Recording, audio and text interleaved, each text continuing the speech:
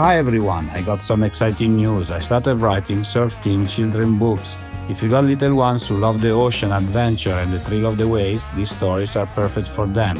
My first book, Fall of Kai, a 6-year-old surf lover and his beach adventure. Plus, I got more stories on the way, including one about a motocross riding, wave catching, ballet dancing girl named Stella. You can check them out on Amazon soon. I love your support and feedback. Let's get more kids talk on surfing.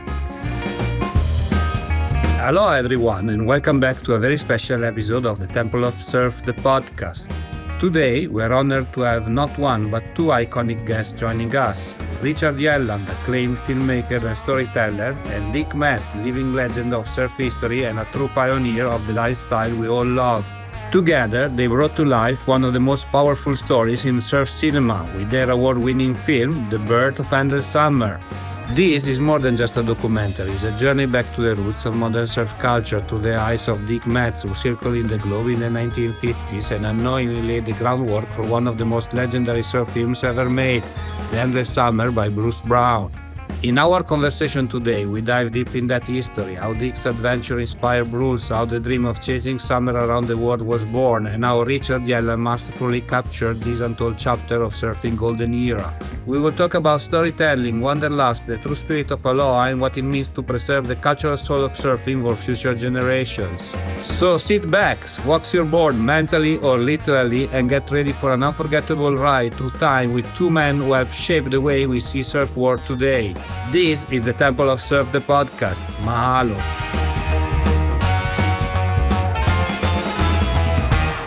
Hello, welcome to the podcast. In effect, today we have one guest, Richard Yelland, that has been already on the podcast with us, but together with him, together with me today, is a surf legend and such a great honor to speak with you, Mr. Metz, Dick Metz. Fantastic to have the opportunity to meet you. How are you? I'm great, thank you. Doing well. Thanks for having us. Thank you, both of you. So today we're gonna talk about many things, as always, but we're gonna focus a lot of our attention to the birth of Endless Summer. So since you are the director, the first question is for you, Richard. How did you come up with the idea of creating this film that has been released a couple of years ago, right?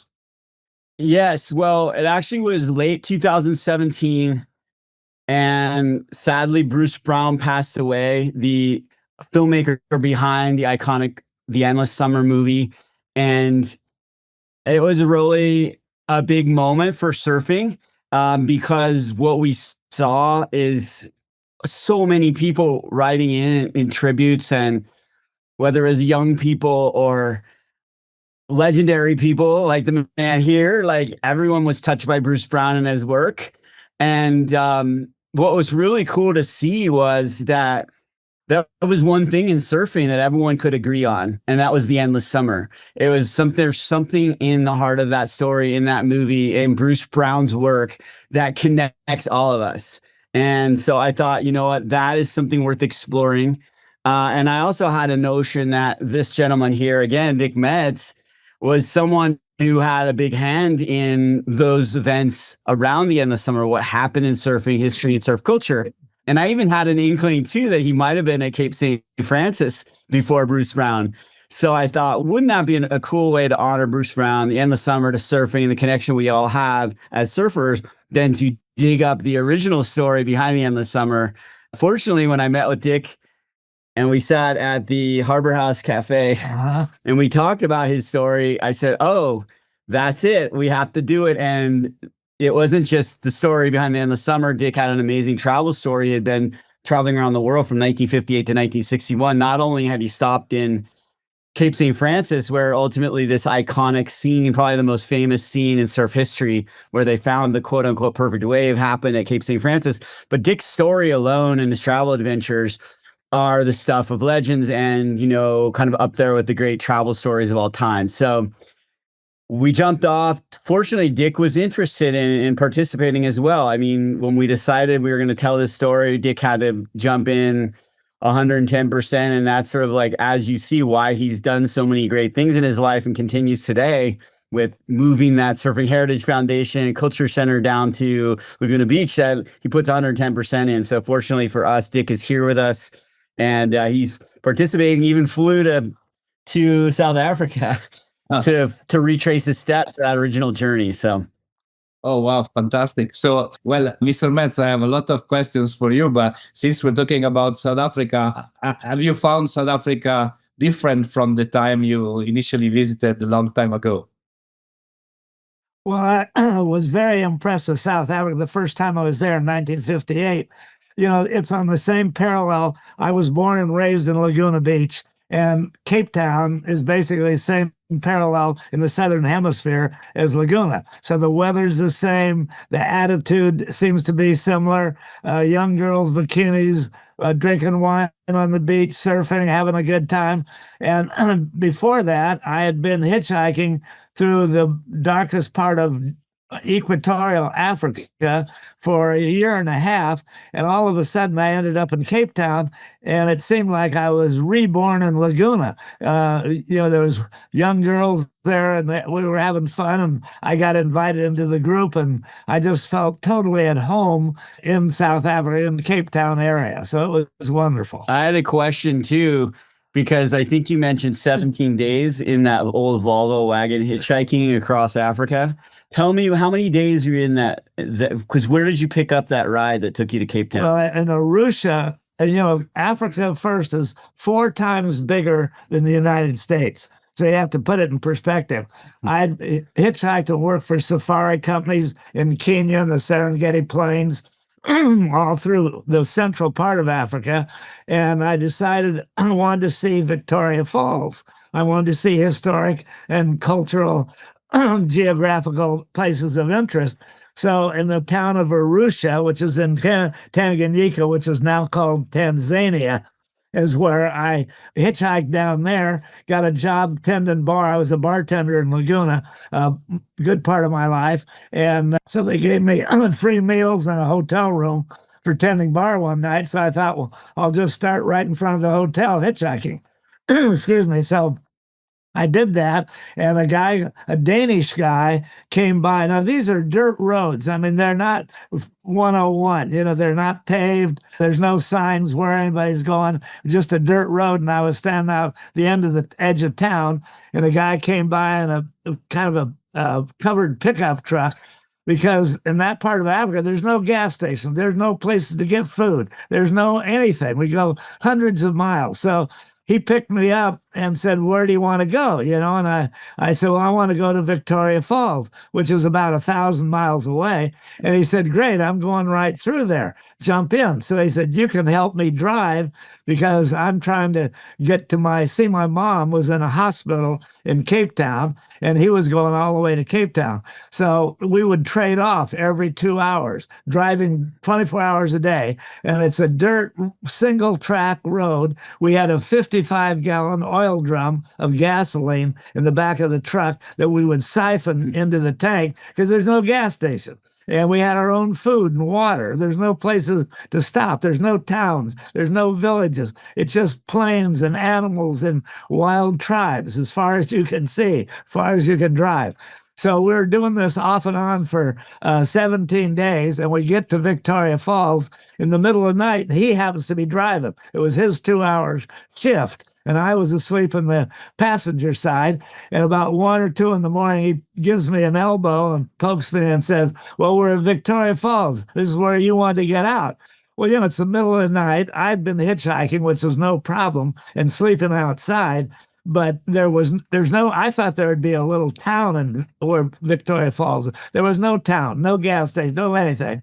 And so there was a couple of little fires and a couple of mud huts, and the fires had kind of gone to coals. And I said to him, the driver, I said, "Now, where did you say you're going?" And he said, "Well, I'm going all the way to Cape Town." And I said, "Well, I don't need to see Victoria Falls that bad. I don't want to get out in the middle of the night. So let's go to Cape Town." That decision that I made that middle of the night changed surfing history, because if I hadn't gone, who knows what would have happened or what wouldn't have happened. But I did go, and we drove, I don't know, another 10 days, I don't remember how long it was, to get to Cape Town. And we got right downtown Cape Town, which is a fair-sized city. And he said, where do you want to get out? And I could see the ocean a block away. And I said, I'll get out the next corner.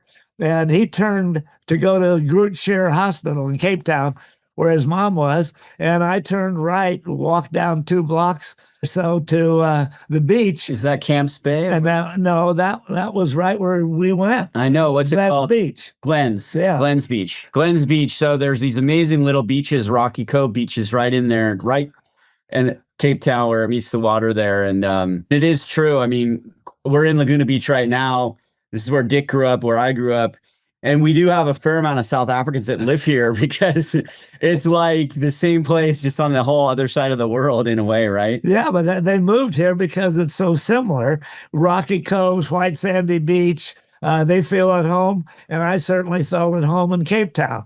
So I just got out on the beach, and that's where I met this John Whitmore, who was a great guy and a character and an interesting guy. And he was trying to surf. See, this is before Surf Magazine. There was no Surfer Magazine. There'd been no surf movies. This is 1958, and there's no communication in those days like there is today. There wasn't the TV and the movies and all that. He didn't have a clue what he was trying to do, but he was a water guy, and he was in the ocean. He went diving. He realized the waves had power, and there would be some kind of a recreation, fun thing to do in the wave. So he tried making surfboards. He didn't know what kind of material to use. He didn't have a clue about any of that stuff. And I looked pretty grubby, Well, I looked grubby most of the time anyway, but I hadn't had a haircut for a year and a half. My hair was down to my shoulders. I had a beard. And I'm wearing an Aloha shirt. See, and these were the colonial powers. You have to have some background before you really can picture what was happening. So Tanganyika was a German colony. Kenya was an English colony, and France. And so but all the white guys that came from those European powers dressed pretty much the same, whether they're German, French, or English. They wore a white pith helmet. They had a white short sleeve jacket on, white shorts, white buck shoes with long white stockings up to their knees. So the black people that lived in these countries, the white man to them all looked like a guy like this, a white guy with a pith helmet and white clothes on. I got a Tahitian hat on with a bunch of beads on it. I've got a beard. I got long hair. I've got a torn Aloha shirt with a couple of holes in it. I'm in a pair of shorts. But the most important thing is I had a pair of sandals that I had made in Guatemala, and I had no socks or anything. They're just sandals. I wore them for 3 years every day. They're made out of tires, sole. So they don't wear out. I still got them. So I had these sandals on where a white guy wore white buck shoes with socks. So a black guy looked at me. He wasn't sure and I get pretty dark skin when in the sun. He looked at me and he wasn't sure that I didn't look like a normal white guy to him. I didn't look like the rest of the black guys. And he just kind of put me off on the side and wasn't sure who I was or where I was. And the white guys felt the same. I didn't look like the rest of the white guys, so they didn't know who I was. So I walked down the beach where this guy, John Whitmore, was in the water, lost his board on a little bitty wave. There's a lot of kelp in the water, a bunch of rocks around there. The board kind of bounced on the rocks, and I ran down to get it, thinking it's going to break, but it was so bulletproof that it wouldn't have dinged at all. And that's where I met John Whitmore, and he came kind of swimming over the rocks and kind of crawling over all seaweed-covered rocks. And I told him when he came up, I said, this is probably the ugliest surfboard that I've ever seen. And he's speaking Afrikaans and, an English accent. So, I only speak in English. And so we weren't quite sure. He wasn't sure what I was saying, and I didn't totally understand every word he was saying. When I said it was ugly, he said, what do you mean? And I said, well, this thing isn't going to work. And he said, well, who the hell are you? And I said, well, I'm an American I lived in Hawaii before I went to Africa. So I said, I've been living in Hawaii and Southern California. Oh, my God, he just went crazy. said, you got to come home with me. I got to talk to you. Because all of a sudden I became the television, the radio, the magazines, everything that he could ever want to know about surfing. All of a sudden he had a live body right there on the beach that could answer his questions. So that's how it all started. And one note too, in the opening of the Birthday on the Summer movie, you'll see Dick going through his items at the museum, and you'll see he holds up his sandals and his hat. He puts his hat on. So for anyone interested, that when they watch the movie Birthday in the Summer, they can see those items and those amazing pieces of history in the opening of the movie, and it's really cool. Every time I hear the story, I've heard it so many times, but the fact that John Whitmore he only had shaped surfboards off of a Pan Am calendar. So he had, I don't know, cloth and resin, and he tried No, he didn't have what did he do? Well, basically he saw it, as Richard just mentioned. Yeah, styrofoam and cooler. The only thing he had was a 1937 Pan Am calendar hanging in his house. And Pan Am used to fly to Singapore and Hong Kong and Honolulu. And every month it would have a picture of those places that Pan Am flew to. So he had a picture of a Pan Am of downtown Waikiki with Diamond Head in the background and a surfboard standing against the seawall in front of the Moana Hotel. And that's what he kind of tried to make it out of. But they didn't have balsa wood. We didn't have foam then either. They didn't have the products. And so he had styrofoam, which is very soft and big cell. You can't work it with a tool. It's too soft. Like in one of those cheap coolers. Yeah, it tears. Yeah. And he had no fiberglass or resin. Well, we didn't have that. Right when I left, we were just getting that. So he tried to cover it with canvas. He took a canvas and then shellacked the canvas. And it was really rough on your body. It was just ugly. It was square, had no fin. There was nothing about it that was any good. And again, too, like going to the movie as well, for this story, for this part of the movie, there's a picture of Whitmore making this board with that, like whatever he used, that burlap or whatever, and then canvas, yeah, and shellac. And then you can see him making a board like this. So, and another thing too is that we found an old Pan Am calendar from that era, and like showing guys lounging on the beach with girls in bikinis and with these old boards on the trees in Waikiki, because there's trees on the beach there, right? And so you can actually see where Whitmore got his first ideas for what a surfboard should look like. But Dick definitely knew a lot more about surfboards than Whitmore. He'd only seen it in this magazine or calendar, this ad for Pan Am.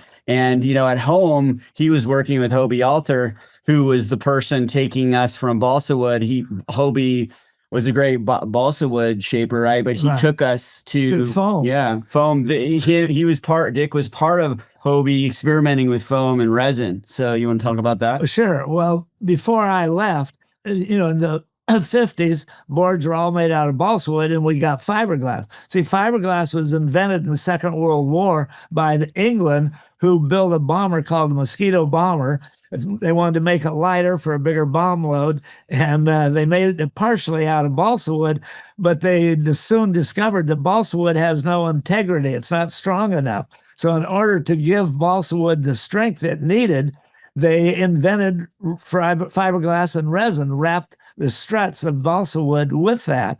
And happily, well, the way it happened was in Laguna, two of my older friends that I grew up here with worked at Douglas Aircraft in Long Beach right after the war. And England sent them scraps of fiberglass and resin that they had invented and said, try it out, play with it, find out what we can use it for commercially. So these two guys were both surfers. Burrhead and Hammerhead were their nicknames, surfed at San Onofre, good friends of mine. And they just had scraps. And I have the two boards in the museum that they put on the tail block and the nose of the first boards ever to have fiberglass on them. And so we were experimenting with that before I left. And Hobie, because we were running out of balsa wood, all of a sudden balsa wood boards were lighter. People had more money. So more people were surfing. Girls wanted to surf, making the boards lighter. Because when I started surfing on a redwood board, it weighed 100 pounds. So then it came down to 30 or 40 on a balsa board. But we're running out of balsa wood. It's only grown in Bolivia. There's a limited supply of balsa wood. It's not huge forests with it. Yeah. So Hobie got real concerned how he's going to keep his business going without enough balsa wood. So he started experimenting with foam, not styrofoam, but higher density foam, polyurethane, polyethylene foam, which has much smaller cell structure. You can work it with tools or sandpaper. And then the fiberglass came out. You could wrap it in fiberglass. The resin would bond to the foam. So it made a perfect match. And that's what changed surfing whole history. And the product itself became so much stronger and better and lighter that kids started surfing, girls started surfing. When I started surfing, I don't think there was 100 guys in the world that surfed. I mean, the boards were heavy. They didn't have a fin. We didn't have a wetsuit. The water's cold. It was nothing really fun about it. It was more of a challenge than anything else. And there were just not many people that did it. But once we got wetsuits and new products after the Second World War, changed everything, the whole industry. And you can see that, Alessandro, how when we started talking, Dick and I realized that his trip to South Africa and discovering surfing there, that was a very small part of it, because really Dick had a hand in that evolution of surfboard design. He also helped Hobie open the first surf shops for the surf industry, the first surf shop chains. So it's and this meeting with Whitmore in South Africa opened the gates and opened the pipeline to South Africa. So surfer magazines, foam blanks, Bruce Brown's films, like, the Endless Summer scene was shot there, but like there was so much more from the Whitmore meeting that really created a more of a, instead of it being California, Australia, Hawaii, it became a global sport. And this meeting, people that are surf historians can say this meeting could have been the most important meeting between two surfers in the history of the modern sport of surfing. Definitely. And, like while you were talking, I have things coming up on my mind. The first thing I was thinking, today people are getting like stressed or upset about surf trip that maybe they last 1 hour, 1 hour and a half. And you were in the car like for 10 days or more. Was it 17-day trip? 17 days. I waited for one car. I mean, I don't know. I don't know if I think about staying with a friend or a person that I don't know for 17 days straight, you're out of topic after a certain time to discuss, because it's like, really. And, today people are complaining only to go like 1 hour away just to go for the next beach. And you were like, there was a spirit of discovery. I think that actually it was fantastic, because of course South Africa of today is different than South Africa back then. You said there were no roads. They were like very dangerous, I imagine, in the street. You didn't want to stay outside the car at night for sure in South Africa near the falls. I think it's quite... the roads alone, like they weren't necessarily roads. They weren't even like dirt roads. Like the Great North Road was just like almost like basically a river, it's just like got these valleys in it, right? Well, that one road where all the cars flipped over. Yeah, it was called the Great North Road because it was the only road that went from Nairobi to Cape Town and the whole continent. It wasn't like roads going in all directions. And you had to take all your gas, all your food, and all that. And it's muddy tracks. It rains. You're on the equator. It wasn't really a road. You had to have a 4-wheel drive truck. So it wasn't riding around in a nice little car with the radio and the heater on. And the tribes, you don't know if the tribes are going to accept you or not. So no, it's crazy out there in those days. I mean, back to Dick actually looking more like maybe a native in his shoes and in his long hair and dark skin, looking more like a native probably helped him. Whereas, some of the anti-colonial feelings among the tribes, that would have helped. Because, I think Dick could have been in danger if he was a white guy in a pith hat just cruising out there. Oh, you definitely would have been. But I think the sandals really helped because several times when I would be with black guys just wandering around with their spear trying to get a lion or something, they would look at my shoes, my sandals, and theirs. They're both made out of tires, and they had a way, instead of clapping like we do with two open hands, they double up a fist and use one that goes into an open hand, and they get a little beat. They all have a musical sense about them, and they'd look at my sandals and theirs and point back and forth. And then to go hunga bunga boo, like we were brothers. That meant the same. Another similarity that happened to me, I was crossing one river on a little boat, and it had a Ford a V8 engine in the middle of the boat to propel it. And it said Ford Motor Company, USA. And they didn't know what Ford Motor Company meant, but they liked the USA. They called that USA. And then I would say, yeah, me, USA. And then they liked that part because I was trying to demonstrate that the Ford Motor Company was from America, where I was from. And they'd go, the shoes, the USA, they get a beat going, and all of a sudden we're dancing, the chicks are out, and yeah, it's happening. With he should have launched a company of sandals in rubber. It would have been bigger than Reef or Hawaiians or anything that has been produced in the last 50 years. But I think so Huaraches. And that's funny you bring that up, because when I was in middle school, Huaraches from Mexico with the tires, they were called Huaraches, became popular among the kids. For a while, they were really popular. Yeah, people used to wear huaraches. Right. Yeah. But huaraches were woven leather over your foot, a little different than what I had. These were just strings of leather around your ankle and where your toes went under, and then the tire was the dominating material. But the huaraches were popular here from Mexico.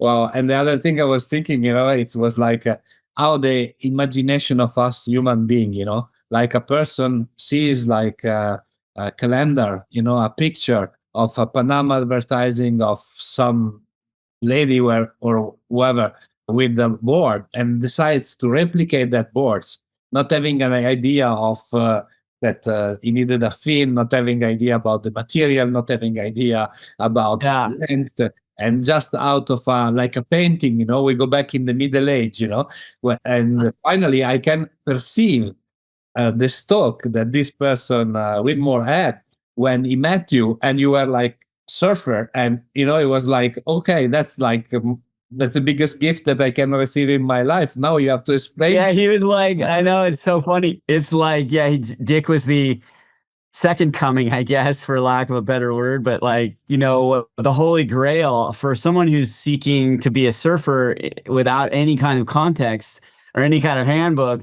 Dick was the guide, right? So that's probably why he didn't want Dick to leave. Well, we had so much in common. Yeah. And the lifestyle in Laguna when I left was just starting to beginning in Cape Town. Yeah. And they were, so right away you just bonded. You had this outdoor ocean love affair that we were all having. And to bring two different nations or people from those nations together, it really was a bonding. And John and I became, well, I've been back to Cape Town 12 times, and he came over here and stayed with me 7 times with his wife and my wife. And I took my mom there twice. I took my wife there. Yeah. So it just became a bond that is still to this day, because when Richard and I went back, I stayed with John's daughters. He's gone now, but stayed with them, and I've known them since they were 5 or 6 years old. So yeah, it's really cool going back and filming there, because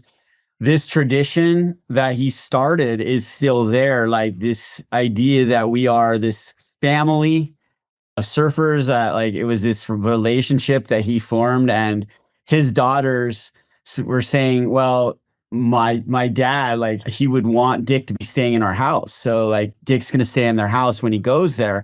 Interestingly enough too, when we went to Kamiki, which is one of the, near Long Beach, which is a couple of the different surf breaks where they surf with Whitmore, was that we met an Afrikaner family there. We were kind of looking around to try to find the place where Dick could camp with Whitmore at Kamiki.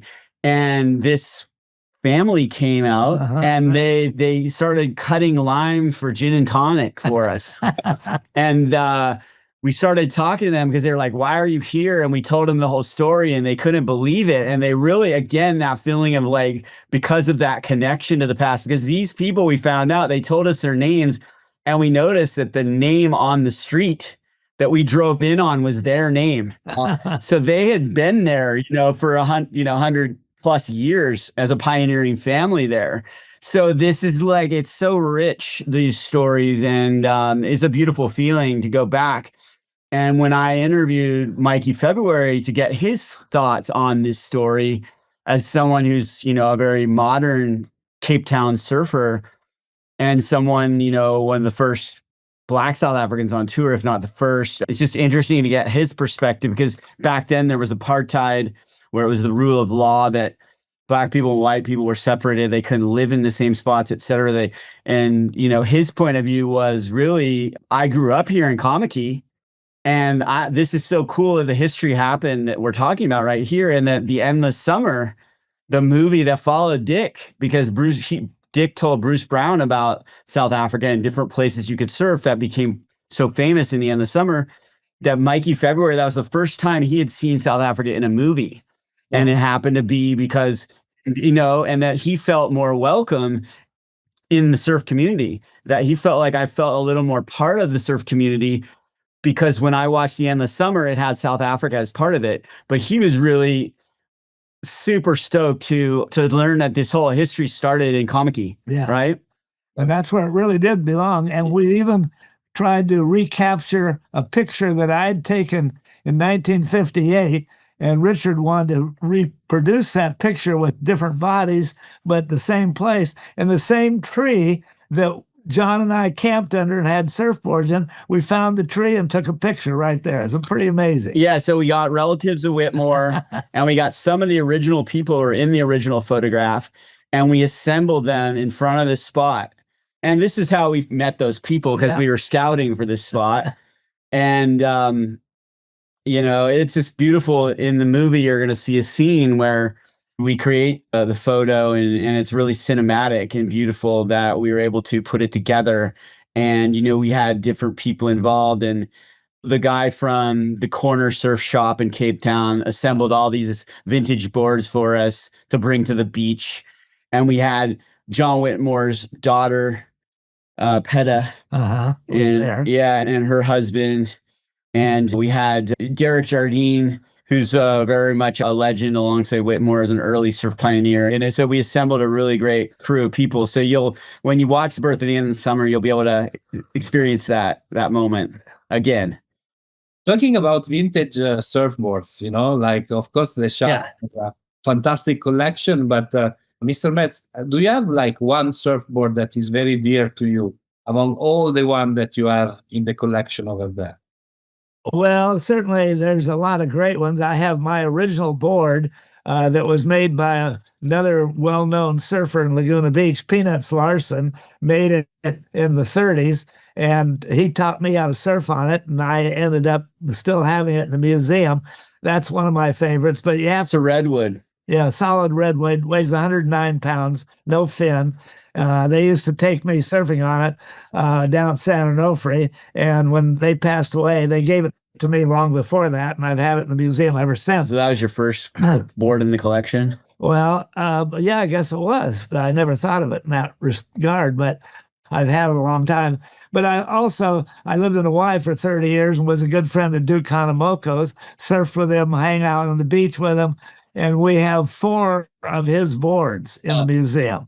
So those are probably the most historic, famous boards that he made. We have pictures of the Dole Pineapple Company in Honolulu used Duke and his board in their advertisements. And I have pictures of that board in Honolulu with Dole Pineapple ads. So that's probably the most historic, certainly, board. People have tried to buy it from me several times. I've turned down $100,000 cash for that board more than once. It was a beautiful conversation. I mean, we were in the North Shore January filming for the Pipeline movie that I'm working on, but we are able to have an interview with Clyde Eichow, and he sadly passed away recently. But I got Dick on the phone with Clyde Eichow, and it was really cool to hear Dick tell the story of having four, not just one, but four of Duke's boards. And I think Clyde almost broke down in tears. Yeah, he did. He was really into it. Well, the Eichel family were a great family that both the boys became on the Hobie surf team. So I owned the Hobie surf shop in Honolulu, and I got the best surfers I could on the Hobie surf team, which was the Eichel brothers and Rabbit Kekai and Steamboat and Taylor and, all the guys. Actually, Duke Kahanamoku was on the Hobie team too. And we have a picture presenting a Hobie surfboard to Duke, which was with myself and Phil Edwards. So that's a great picture. That's a great picture. That's one of my favorite pictures we have in the movie, actually, it's Phil Edwards and Dick Metz, and it's Duke Kahanamoku, and they're wearing leis, and it's just a classic. It's 1963. I think it was 63, Jack Purcell Converse khakis. It's a great look. Talking about the Duke, of course, at that time, you told him your stories about traveling to South Africa or other travels. It's a bit of a weird question, but if today the Duke would be able to see the film, what would you think would be his comment to you? It would be stoked. It would be picking on a particular part of the film. What it will be? I'm sure it's because of the period of those, right? So of the beginning of surfing. So very relevant, I think. Well, certainly South Africa is caught up in grand shape with the rest of the world as far as surfers, but the culture, the attitude of the way they live is so similar to us, because this commonality between Laguna Beach and the similarity in the coastline and the attitudes, the back and forth. So the surf industry really started from Laguna, but with South Africans. Gotcha, Sean Thompson, Michael Thompson came over, and Paul Nade later on. They worked in Durban where they grew up.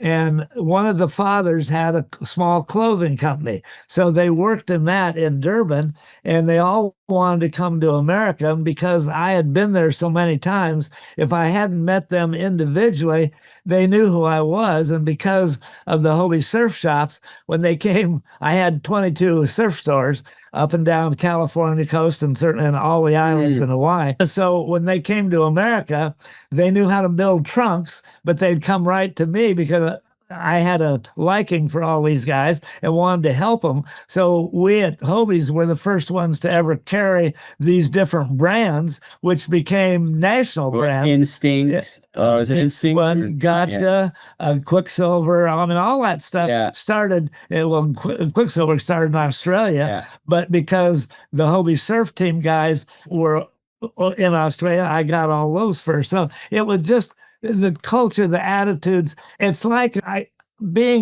you talk about brotherhoods and a fraternity-like thing. It's almost feels when I go to South Africa or Australia too, when you have a connection.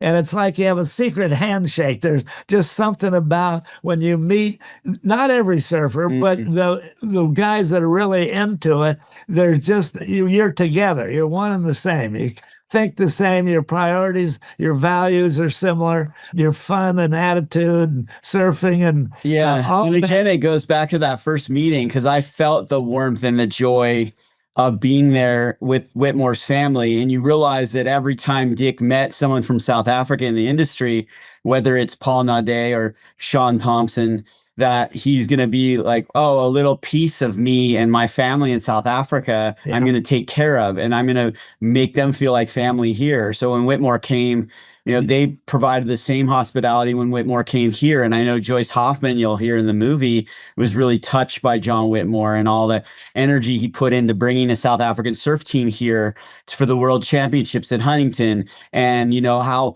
what you're talking about is the formation of a global sport. So you had the Hawaiian side of the sport, right? and you had what was going on in Hawaii. But then with the introduction of the Australians and the South Africans, and it's busting down the door, right? They just came through town, Rabbit and Sean Thompson, about when they arrived on the scene in Hawaii. Whether anyone liked it or not, and they came and they sort of evolutionized surf industry, surf, the tour, the world championship formats, like how you could surf pipeline. So you see it all connecting there. But ultimately, back to your original question, I was always curious about how the Hawaiians would look about this, because, in a way you have Californians coming to Hawaii, in a way, taking the best things like the Hawaiian shirts and some of the waterman, lifestyle and the aloha spirit, and kind of putting it into industry, like the Hoffmans with the aloha shirts, and Hobie with surfboards. And so I was always curious, what would the Duke think? What would the Hawaiians think, in a way? But I think that, early in this film, you'll see a chapter when Walter Hoffman went to Hawaii with the first group of big wave surfers, the Pioneer Macaw. That was something I think that really opened the eyes too of the Hawaiians. And I think that also you'll see them too really recognizing and loving the Hawaiian water culture, and really they were close with these people. And I think that comes through in the movie, the connection that Dick had and Walter Hoffman had with the original Beach Boys. It's different, that separation, and like the separation came later, right? So I think that Kuyo Young was one of the first people at our sneak. Kuyo is a lineage of Hawaiian surfers and watermen, and he saw the movie and was really just in love with the connection in the film and the kind of honoring what Dick and the Hawaiians did early days, and then that set the stage for what we have today. And I think the Hawaiians also, in their culture, and you tell me even more because you spent a lot of time with them in those formative years, but the Hawaiians have a real respect for their history and their elders.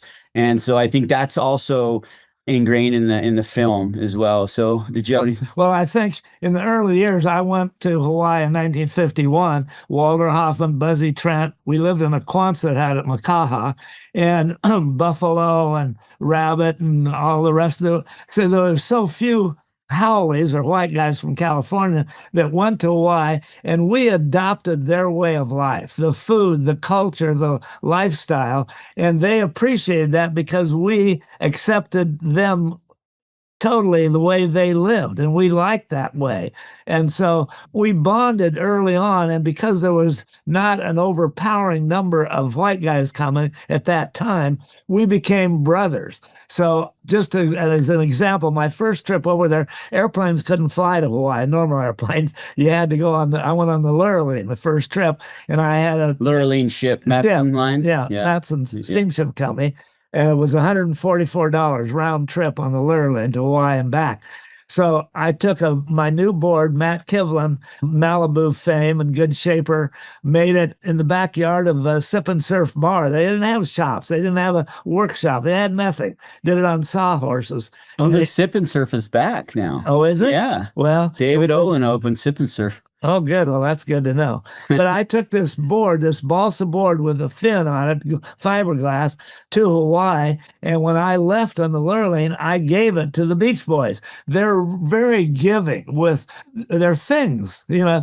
Where most Americans, they want their own stuff. They want a new car and a big house and all that stuff. And we didn't live like that in those days. And so I gave them my surfboard. And when I left on the Lurleen in Honolulu to come back to the United States, they all came down to the boat, 20 of them. And the boat, there was not the security then as there is now, but they all came on board, and we had cocktails and stuff on the fantail. We're all drinking and telling stories. And by then I'd been there for 6-8 months, and we're dear friends. We lived together, we drank together, played together, partied together. And so I said, God, you guys got to get off the ship. It's going to leave in a minute. And they had the horn going, and they said on the microphone, gangplanks going going up, everybody going ashore that's going ashore, and they didn't get off. And I'm kind of concerned what's going to happen. Not to worry, brother, not to worry. And so pretty soon the Lurleen is being towed out with tugboats, and they're still on the damn ship. And I don't know what's going to happen, because I had given them a surfboard, and in return, as we pulling out of the harbor, they gave me an outrigger canoe paddle, which we have in the museum. And that was they don't want to accept something unless they give you something back for it. So they gave me this paddle, which I still have in the museum. And that was to honor the fact that I gave them my surfboard. And so we get out of the harbor, and now we're in the ocean. And I'm thinking, what's going to happen next? And so we're off Waikiki and Diamond Head, and here come two outrigger canoes paddling out in the middle of the ocean almost. I mean, we could see land. And all these 20 or 30 guys, however many there were, they started jumping over the side of the Lurleen into the ocean, and the outrigger canoe clubs picked them up. And they're giving me lays, and this is an honor that they're showing me, because I gave them their surfboard, because they didn't have boards like that. They didn't have the balsa wood and the new stuff. And I gave them to them. And so in return, they're giving me these lays. That means you're going to come back to visit us. You're like family. And so they call me to this day brother, like we're brothers. And another cool thing about this giving of these modern boards to the Hawaiians is how well they surfed because they were such good watermen. They really did well on that equipment. But again, that call you out with Clyde Eichow about, we tell the story about getting Clyde his famous red board. Well, yeah, his brother Eddie Eichow's, yeah. Well, Eddie and Clyde were both on the Hobie surf team, and of course they all want new best stuff, and they certainly deserved it. Eddie was riding big waves at Waimea and Sunset. So I had a gun made for him with a great big Hobie logo on the center of the deck, and all red in color. And so Eddie rode that at Waimea. It's got a lot of pictures of that board in it. And his dad and mom, Papa Eichow, they were the caretakers. Punch Bowl was an extinct volcano and right downtown Honolulu. And now it's all grown over, and it's no more lava in it, of course, and there's dirt in it. And the bowl of the volcano has become a cemetery. And it's called the Punch Bowl Cemetery. And the Papa Eichow and Mama Eichow and the Eichow boys grew up actually in the middle of the Punch Bowl in the cemetery, because their folks were oversaw it. And they were great people. We'd have parties up in the middle of the graveyard in the Punch Bowl, and Papa Eichow would get half smashed, and we had a great time. And I have pictures of Eddie on the Hobie board, and of course he disappeared on a tragic accident. But they just, if you're there and you accept their way of life, and you're not a highbrow Holly as they look at them, we stayed on the level that they were, and they respected that, and we respected their way of life, and it was just that simple. Because it was great.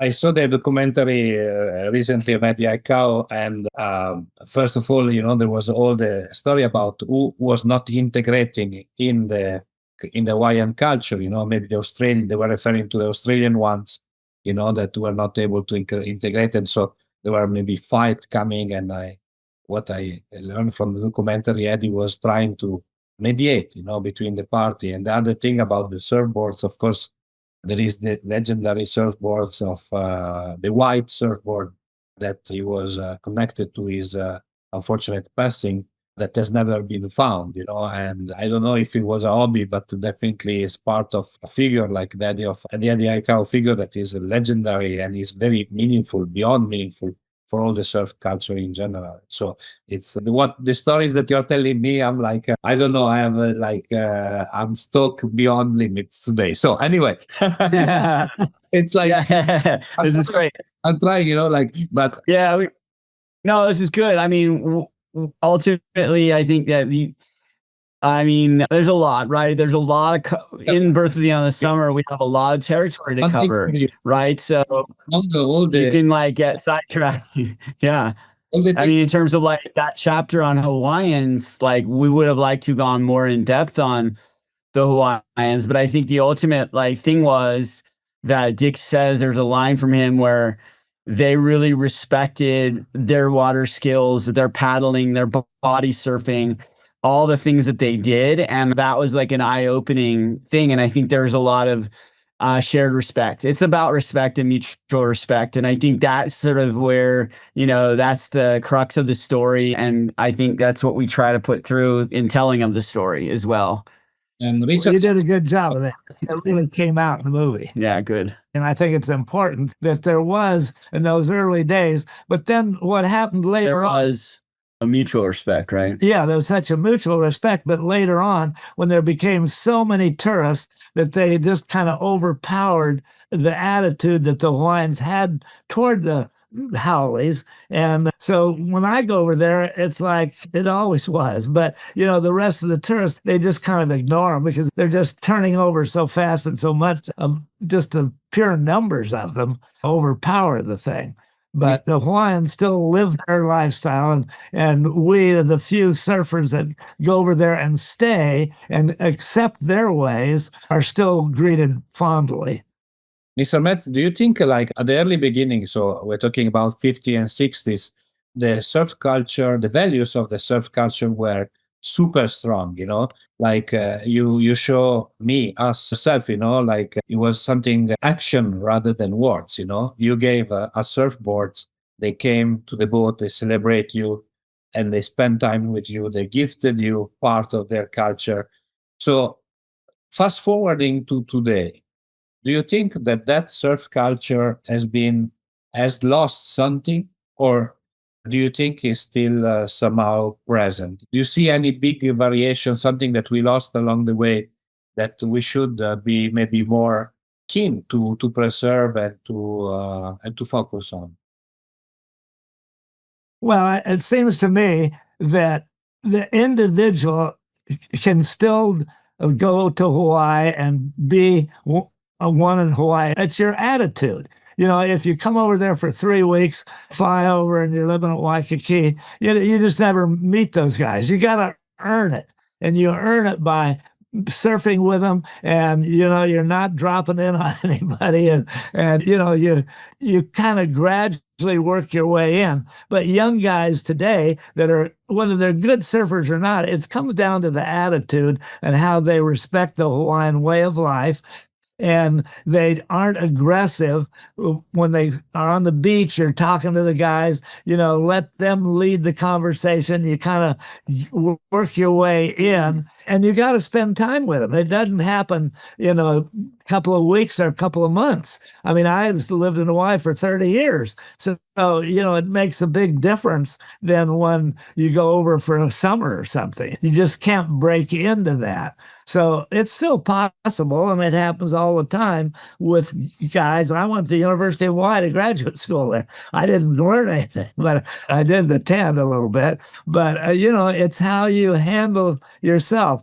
Most Americans have an attitude of, they want more money, bigger house. We didn't live like that. They want it when they want it. Yeah. It's transactional, and it's sort of like, in a way, to your point, I mean, with social media and like everything at our fingertips and just being able to buy anything and have it delivered right away. Like everything's so quick, and like I can have satisfaction. I want it now. And to Dick's point, it's earned. And again, going back to the work that I'm doing on a new film about pipeline and about earning it. Like when you talk to the Hawaiians that were like multi-generational watermen, like the Moniz family, for example, Seth Moniz's dad was a pipeline surfer, and before that, he was a beach boy in Waikiki, and he was like a waterman on the South Shore there, and like he graduated to the North Shore, and he put his years in. And so when Seth wanted to be a surfer, it was the same. It took years, to Dick's point, and they had to earn it. And their dads, Tony Moniz is like really strict about how Seth is going to go to pipeline and how he's going to behave when he gets there and how long he's going to sit and just wait and watch before he even takes off. And so we're talking about generations. So when people come over, the family's flying their teenager over, just got him a brand new helmet and is pushing him out the pipeline, and like they're dropping in. That's a real problem. And there's no respect anywhere. And I think that the thing is that I think we need to get back to is learning what that process is and what it is to be respectful and how you earn it and you work for it. It's not instant gratification. So I think that part of why I'm making these films too is to honor those traditions. People are starved, I think, for that too, because it's way more meaningful if you earn something, if you go through some struggles, and you have to earn your stripes. And it doesn't happen overnight. You got to put time in. It's just like when I'm hitchhiking, waiting 17 days in the car. You got to have patience. Yeah, you really do, and you've got to respect the other guy and his territory and all of that. And you got to be careful, but you got to be your own person. It's a thin line. It's not easy, but it's still done and can be done. Yeah, Jamie Brisick wrote actually a companion book to The Birth of the Endless Summer that's on Everand. It's their digital publisher, but the book is called Birth of the Endless Summer, A Surf Odyssey. And his main thesis is to be a surfer is to be a traveler. And the book is about people like Dick, who are legendary surfers who went out and traveled and found something, right? And to be a surfer is to be a traveler. What that means to me is that, to simplify it, it's not about the wave. It's not about getting there. It's actually about like the adventure of the journey and all the experiences along the way and how you behave and how you ingratiate yourself with locals and how you become humble to the environment and you learn and experience. And that is a process, right? And you may not even get to surf that day, but think about all the cool people you met and all the amazing experiences. So, I was fortunate to do a 3-month hitchhiking trip, and I was stuck on the side of the road all day. But guess who picked me up? A man picked me up with his dogs in the back, who had a huge cattle station in the northern tip of the southern island of New Zealand. And it was like against the Alps there. He had a huge farm. He had a gold mine. He had venison on the property. And I ended up staying there and worked on his farm for days. And he didn't want me to leave. It was such an amazing experience, but what an incredible thing. And that was because I was stuck on the side of the road. I'll never forget too. He was covered in blood and he had his dogs in the back and he's like kind of belligerently, he's like, get in the back. And I was like, this guy's bleeding. I'm like, is he an axe murderer? And I'm like, if he was actually going to hurt me, he probably would have cleaned up the blood first. So he's like, we're going to the pub. So he took me and my hitchhiking buddy to the pub and we ended up making friends and then ended up going to his farm. And we couldn't believe it because we're driving into his farm and we're driving and driving and driving for miles into his farm.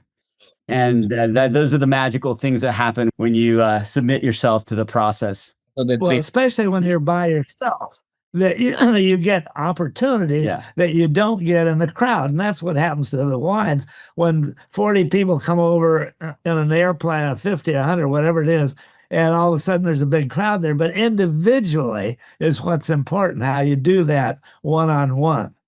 Yeah, definitely. I totally agree. Like there is a spirit of traveling that is different, of course, than the one that we have today of taking a plane, business class, first class, whatnot, landing, going to a hotel that doesn't have anything to do about what we are saying just now. So a few things Richard, I wanted to first to thank you because you're doing all these films and are like a piece of, they become a piece of history as well because they are helping us to kind of preserve surf culture that very dear to me, to us, to the people that and also we're lucky to have it. And I think that it's a great work that Dick and his team at SHAC, the Surfing Heritage and Culture Center. This is like the world's largest, best archive museum, board museum, you name it, every surfer magazine, all the trunks that were ever made, it's all there. And so it's so cool that our film in a way is a capsule of that incredible, rich history. And we're lucky as surfers to have a history. I mean, some sports don't have because our history isn't just objects or records, but it's like, who ran the fastest time or hit the longest baseball. It's like our history is full of these amazing stories and people. And, just look at the Icals, look at the Moniz family, look at the look at Duke's story, look at Dick's story, look at the Hoffman story. There's so many amazing individuals. Look at Hobie's story, look at Bruce Brown's story. So those are the kind of stories that we examine and weave in this film. So it's just, yeah, it's a real, I'm grateful that I get a chance to dig into the archives at the Surfing Heritage and Culture Foundation to find these objects, to tell these stories, and also it takes Dick being 100% involved in making this film. It takes, the Hoffman family, they have to be 100% on board. Even Herbie Fletcher, who's like, I'm not sure I'm going to take that interview, he participates. You name it. Mike Hinson, I called him and talked to him at night, and he was like super excited to tell his story about what happened at Cape St. Francis. And then when I got there, he wanted to kick me out. I'm tired of talking about the endless summer. It's like, wait, no, remember me? And we finally, I talked my way back into it. And thank goodness, because Mike Hinson starred in the film at Birth of the Endless Summer as his last film appearance. And it is so beautiful to have his contrasting point of view, because Robert August is really, as you should, is really been a gracious ambassador for the Endless Summer, where Hinson's been that kind of like a different point of view about Bruce's. It's kind of a troublemaker. Yeah. And it's great to have that point of view in the movie for Mike Hinson, because you realize, history of that era is not the Endless Summer. It's how everyone was part of it together. So getting everyone's point of view is so cool. But Mike Hinson, I remember I was talking to Dick about this because we had our world theater premiere at the La Paloma. And Dick told me, Mike Hinson just called me. And I was like, oh, here we go. Mike Hinson's going to show up and want to turn the projector off, Because I was like, good thing I got in to sign a release. He knows, right? What was he telling? Because he was concerned. What was Mike Hinson's concern? Well, it's always the way it comes about to Mike so differently than it came to Bruce and Robert. And, Mike had just wanted to be sure that his opinion was out there. And I think, of course, I wasn't at that particular show, but I was concerned that he Mike gets fired up sometime. Mike wanted to make sure that we weren't trying to take credit from them for the discovery of Cape St. Francis, right? And he was telling Dick, from what I understand, Dick, you tell this probably better than me, but ultimately, like, Dick, you can have all the other stuff, but just let me have the discovery of Cape St. Francis. Well, they were there and they filmed it. When I was there, I was by myself. I couldn't film me surfing. So it was just a different way. I was there 4 or 5 years. I was there twice. I went there in 59 and came back in 61. Bruce didn't go till 64 when he took Mike. But it's just, that's Cape St. Francis. So Dick was there first, and Dick didn't necessarily among the surf culture, pioneers. Dick was the guy who saw it and discovered it. But ultimately, I think, I interviewed Graham Hines, and he said before it was called Bruce's Beauty, it was called First Bush. So when did it get named First Bush? When did they start surfing it? So, they very well could have surfed it before Dick was there even, and it was just a local break. But it didn't break very often either. And that's what makes it so special about Cape St. Francis breaking in the Endless Summer, is that it takes a very specific southeast swell.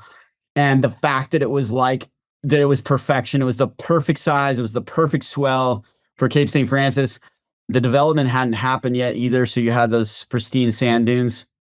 And so that was a really special moment. And I think in the film Birth of the Endless Summer, you're going to still see that it was a super special, this quote unquote discovery that they made, that Cape St. Francis was indeed the perfect wave. And they were there, and Bruce had the film and the camera, and they just started rolling it, and that they were able to get that film back to America without a problem, to actually, develop it and get it on screen is a miracle in itself. So yeah, I think everyone gets their due in Birth of the Endless Summer. And what was really cool is that Mike Hinson was so stoked on the film too, because, I was worried that he, and I think Robert August, I'm not sure he's seen it yet. And I don't think Robert was always telling me, don't believe everything you hear. And it's like, well, you can't really argue the fact that Dick met Whitmore, and Whitmore introduced Bruce, and that's why you guys were even in South Africa. So it's like, we're not even trying to take credit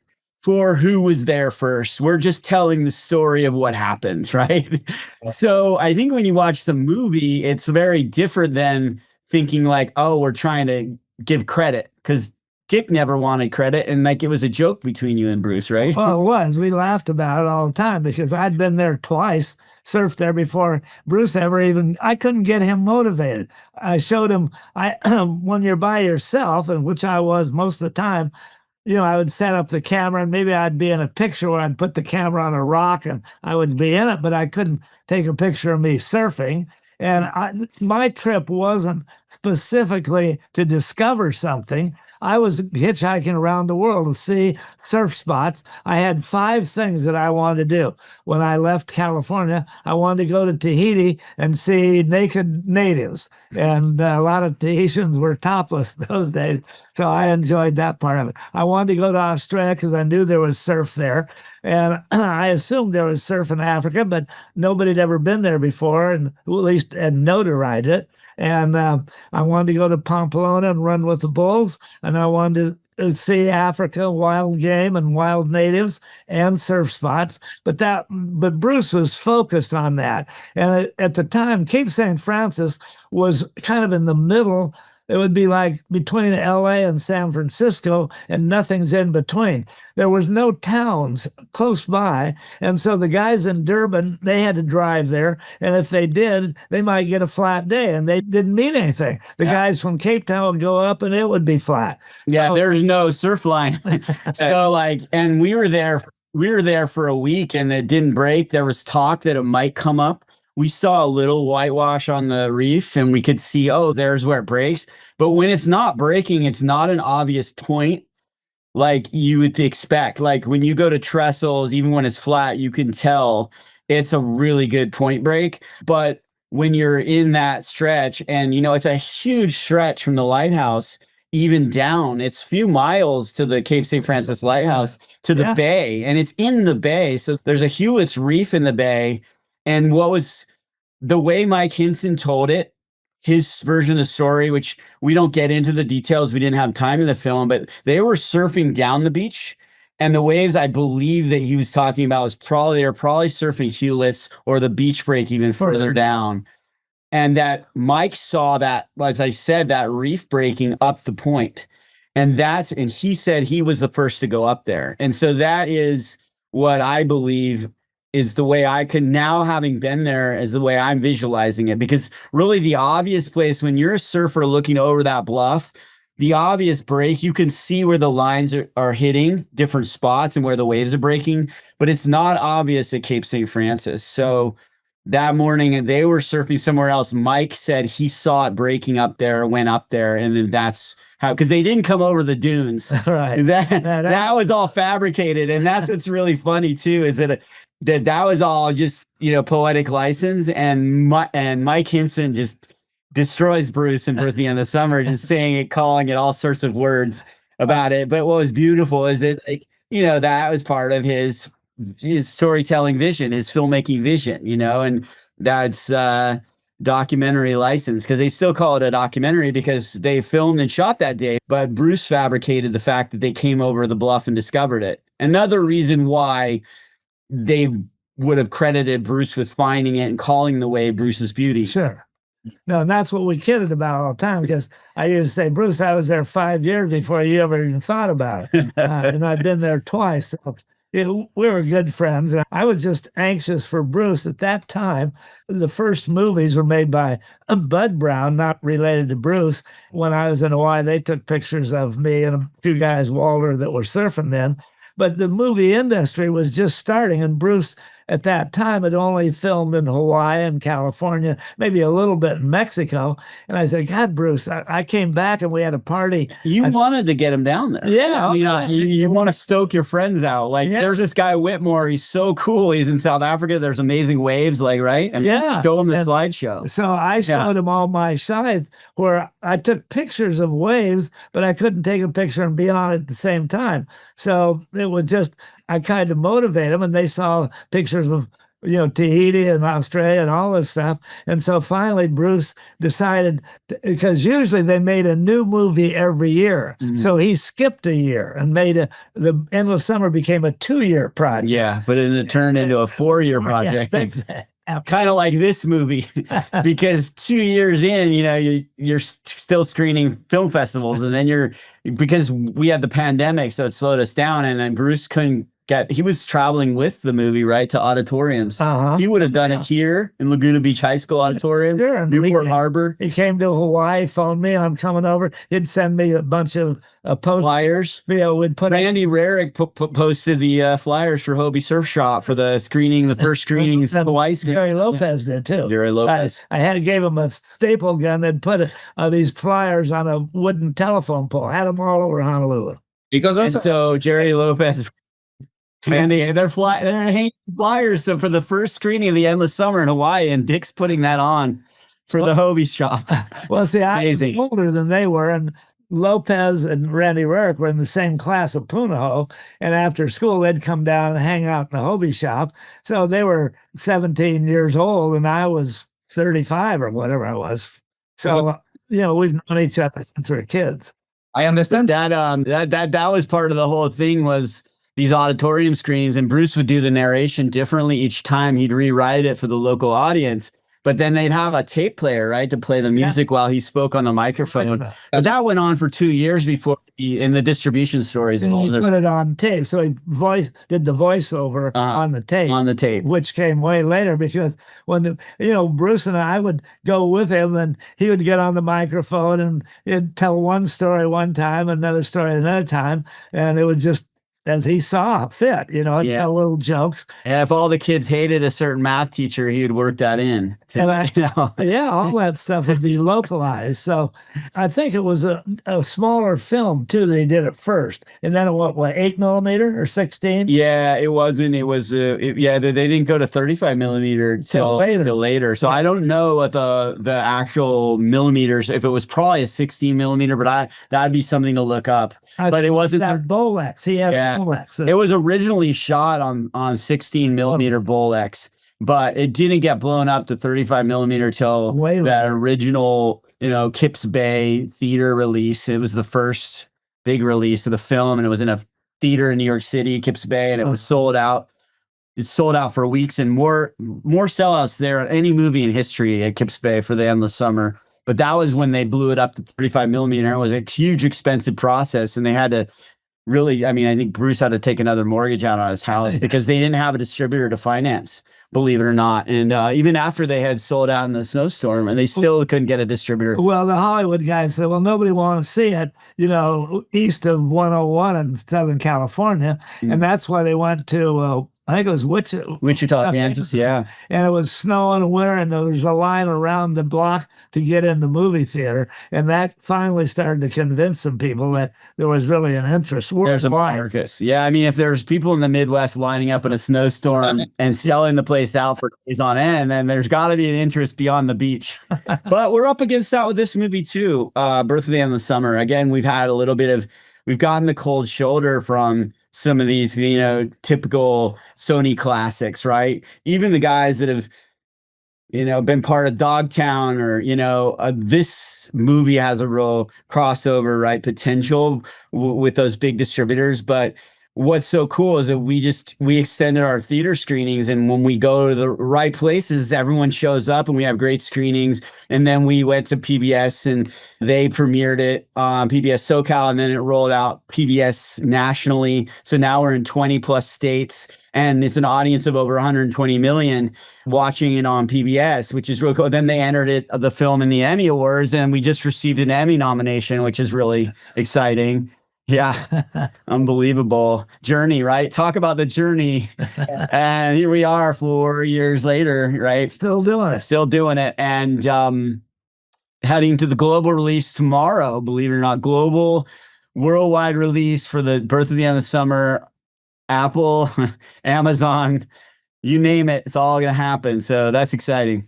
Great. Also, like we said during the last episode, Richard, for us people that do not live in USA, so we need Need more stuff. Richard, if you had to resume the Yeah, I felt bad because we had people like you in Dubai and in Europe and Norway, England asking like when is it going to come out? When, years ago. And it's like finally, okay, we're sorry it took so long for those people waiting, but now finally people can watch it that haven't been on our circuit, So super stoked about it. Listen, Richard, if you had to resume the importance of this movie, The Birth of Endless Summer, in one word, what would you use? That we cherish our history, we don't lose our history, that we respect our history, and that we're inspired by it and we pass it on to the next generation. And I think that try to get as much as we can out of that and live our lives in the moment based on what we learned from the past. And I think there are a lot of great lessons because I think that you see what's cool about the screenings is you see everyone is interested in hearing Dick's stories, and because we're so lacking some of these essential elements that connect us, right? And that feeling of family and this sort of shared joy across generations. Like you see the young people when they come to the screenings, they want it, right? Yeah, absolutely. Yeah. Enthusiastic. Like Dick spoke to what was really cool is seeing you. I saw some video of you speaking to the kids. Was it last year? Oh, the school where I give a scholarship? Yeah, so he gave a talk to the Laguna Beach High School graduating class. Well, I've been giving scholarships where I went to school, and actually Richard went there too, but Laguna Beach High School. High school, and I give scholarships, but not to A or B students. I was a C student, and I give scholarships to only people that get C's. And I said, what really drives, in my experience in the real world, in the business world, what really drives people to success isn't necessarily their schooling, it's their passion for whatever it is. So if they're passionate about surfing or whatever, that's going to drive them to be more successful in my mind. And that's who I give scholarships to on that basis. The passion is really so important, I think, to make. So, I just didn't want to get a regular job. And so we started making a living surfing.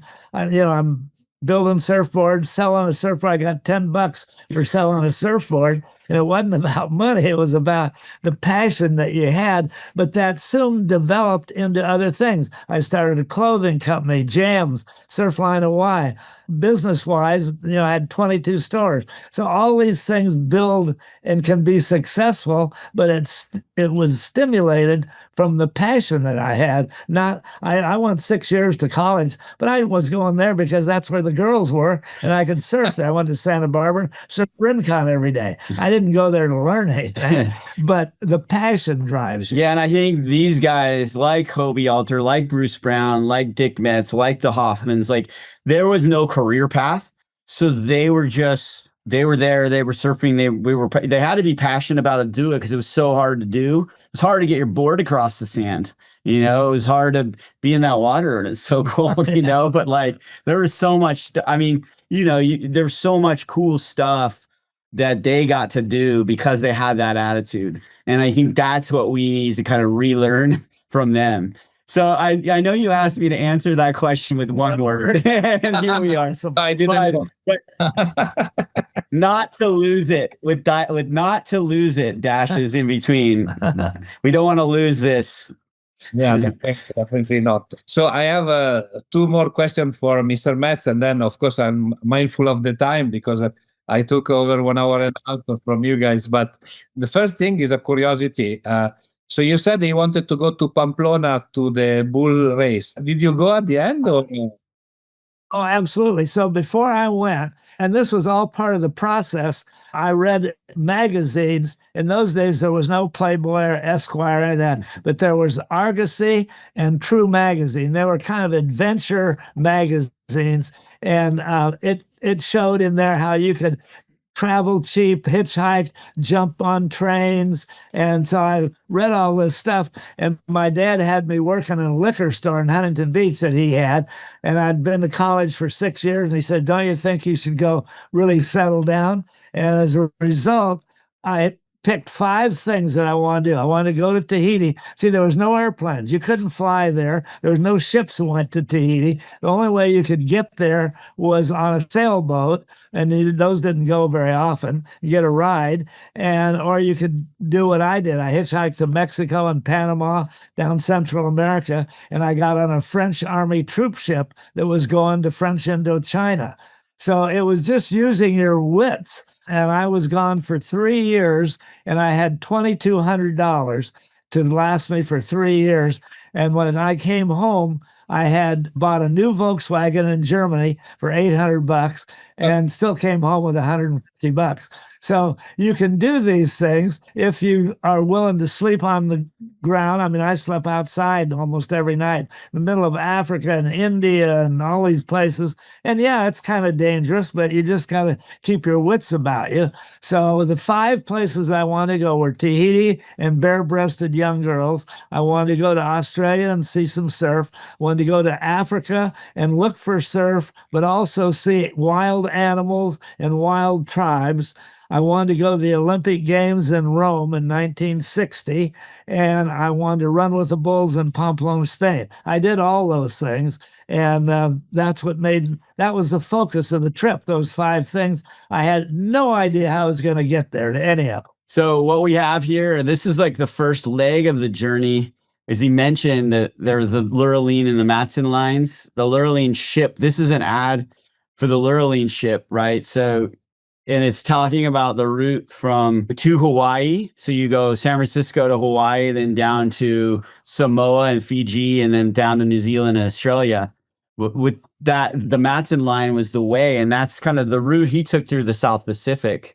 But you'll actually also see here the same, we were talking about the Pan Am calendar with the surfboard against the tree on Waikiki. So that this is the same scene here. And this is similar to what Whitmore would have seen. Made a surfboard. Made a surfboard based off of an image like that through this advertising. But it's interesting to note that my grandpa was a purser on the Matson line. So my grandpa, he was on the ships that did this route through the South Pacific. So when you watch The Birth of the End of the Summer, you're going to see Super 8 film from ships that we use when Dick's telling this part of the story that he filmed, my grandpa filmed from those ships. Wow. Well, the way I got across the ocean was to beg a job on foreign freighters. So freighters would go from Norway and Europe and all over the world, and they would stop in Tahiti. That's how I left Tahiti. Once you get to Tahiti, there's no way to get off of it unless some boat picks you up. And finally, a Norwegian freighter came by, and I kind of conned my way as a work guy on the Norwegian ship. And once I got that, I got letters from the captain that said I was a good sailor, and then I could get on other ships. So you just have to use your wits and be courageous and go for it. And you get turned down and beat up sometimes, but you gotta rally. You gotta come back. And those are the things I think that I'm putting it together, that those are the kind of things that would have helped him start a business, right? To be a pioneer in surf industry, to like take those risks and jump off the ledge and Yeah. and know that it was going to pay off because you knew how to survive. Yeah. You know, when you're a survivor, you gain confidence in those kinds of things that you're going to gamble on. Basically, it's a gamble. Plus, I see in those advertising of the past, going to Hawaii, there is a beautiful Hawaiian girl. Going to Tahiti, there is a Tahitian girl. But then, like it was more like sleeping on the floor, taking a boat. The reality, yes. Yeah. So they there's a story that you can tell, because each place has its own culture. I was in Pango, Samoa. I got jobs on different ships to go across the Pacific. And it's amazing when you meet people and girls and go home and meet their families. I mean, just the culture, the attitude, the food, the way they dress, the way they live is so different and so educational. And it just mellows you out. You gotta have the experience. Once you gain the experience, you get feeling a little more confident to go do these things and stretch it out. And most of the time you'd win the game. So that was what it was all about to me. It was kind of a game like competition. Definitely, definitely. So the last question. So today, as I said at the beginning of the interview, when I knew that I had the opportunity to talk with you, Mr. Metz, I was like overexcited. I told my wife, I was like, for me, you are a legend, and I have like a lot of respect for you. I would like to close the interview with the same question that I asked to the legend that I had the opportunity to interview in the podcast. Among them, Greg Knoll, Herbie Fletcher, Mr. Metz. Do you consider yourself a legend? No, not at all. I think I'm just a guy that wanted to have fun and wanted to be successful. I was driven somehow to, I'm a good. I played football. I ran track. I was a competitor. That's why I wanted to go to the Olympic Games. I ran the hurdles in college and was seventh in the nation. They only took 4 to the Olympics, so. I've always been competitive about what I was doing. And when I set off on a chore, I'm just kind of determined that I'm going to make it work one way or another. So I think that made me successful in business. Is like Richard said, I started opening stores in Santa Cruz and Santa Monica and all over in Hawaii. But you learn how to work with people. Yeah. You learn once you get a little bit successful, you learn little angles and ways you can make it work. And to me, it wasn't work. That's where the passion comes into it. I went to work every day for 40 years, barefoot in a pair of shorts, selling surfboards that I knew a lot about, and I was proud of it. I was stoked on it, and it was easy to do when you love what you're doing. And I think one of the things that I've learned traveling with Dick, we've done a few film festivals and we've ran around with this film and we talked about the film and we've done Q&As. And what's cool about Dick is, and I think why his story is so attractive, is that he's still living his story. It's in the moment. He's not resting on it. Like he's not building a story to kind of craft a legacy. Like it's the same spirit he had from the beginning. He's still carrying it. So that's what we're trying to kind of cherish and understand, right? That how can we be more like that, right? Because he's definitely not as caught up in the things that we are in our modern society. Yeah, no, that's what brought him. I totally agree with you. I think that's the spirit of that we should all have. That kind of simplicity with meaning. It's yes, so powerful and so deep. And unfortunately, and like you said, your Italian culture, just the fact that you might stop at the cafe and say hello and have a quick coffee is that you're going to enjoy life in that moment, at least once a day. It's only going to be a quick second. And when I lived in Italy, I really loved the celebration of the moment, right? When you went down there, we had our local cafe, and when I would walk in, the guys would yell at us like across the room, so excited to see us, the guys that making the coffee, right? Yeah. And it was just a celebration. That's a part of living today, living the moment. Yes, as you said. And yes, so thank you, Richard, for preserving these moments. Because the story of Mr. Metz is a fantastic story, legendary for me. The story of all the people that participated to the film are fantastic. Like. Mike Kinson, others, it's like, it's a journey that it was worth to share with all the people to pursue. Yeah, it was definitely a long, hard path to put it all together. And now it's a real joy that finally, it's going to reach a large audience. And that will be really great as well too, to see how people react and like what people take from the movie. But it's been really satisfying to just sort of bring it along, right, every step of the way. Well, it's fascinating to me after the movie when we have question and answers or we just talking to the public, that they really get involved. And I find that interesting, the questions that they ask. And I just hope that sometime I want to invite you to the museum in Laguna when we get moved to a new building. You got to come down and check it out. It will be amazing. Yeah, Surfing Heritage and Culture Center. That's something that is really special that it's moving to Laguna Beach, because finally it has a place, a venue where it's going to have a really good foot traffic, and it's a world famous town, a world famous museum. It's a match made in heaven. Finally, like everyone who comes across the film, everyone we talk to should be taking a look at the museum, and now there's going to be a better chance, right? Yeah, absolutely. Yeah. Mr. Metz, Might have the movie continuous. Mr. Metz, the really last question. What is the best life advice, the learning that you have had in your life that you want to transmit to people with the movie, with the film, beyond the film? What is the best?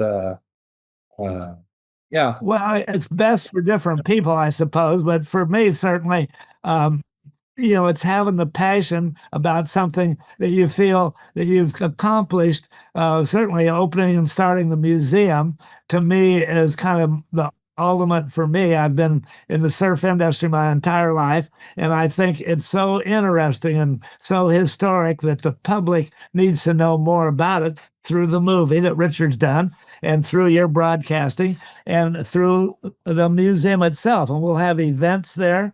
So I just think it's so important to learn these lessons that bid you well in your day-to-day routine, that you become who you are by what you do and the success that you get. I mean, I just, years ago, if you asked me what I wanted to do, I had no idea, but I really find now that giving advice and helping people get going, scholarships, and to preserve this awesome history that we've been the center of for a long time, and to keep it going in perpetuity. It's a marvelous thing. So I'm very excited and passionate about that.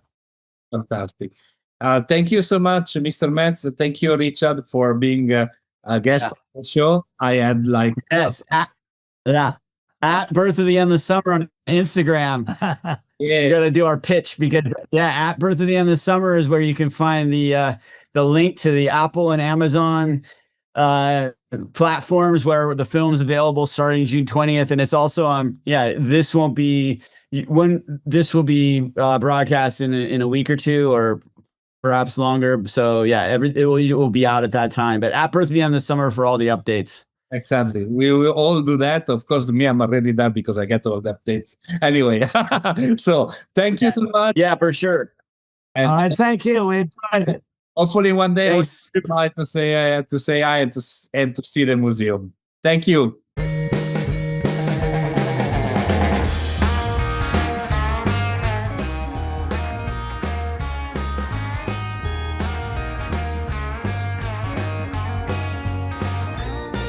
Hi, it's me again. I hope you enjoyed our today's episode. If you want to know more about us, please follow www.thetempleofsurf.com and on our social media. Mahalo!